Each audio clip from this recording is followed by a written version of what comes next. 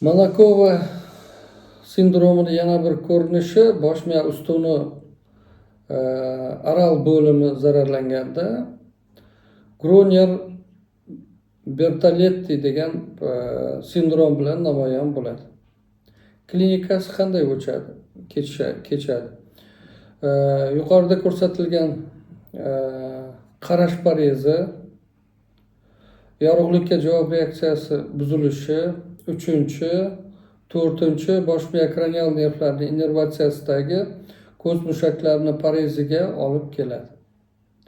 Patologik jarayonda qora modda, qizil yadro va po'stloq osti tugunlarining funksiyasini buzilishi sababli ekstrapiramidal patologiya kuzatiladi.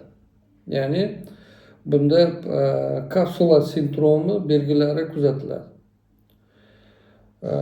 Kapsula sindromi belgilari qarama-qarshi tomonda gomonim gemianopsiya, ko'ruv trakti va tizzasimon tana lateral qismi va ko'ruv yoyi shikastlanishi natijasida yuzaga keladi.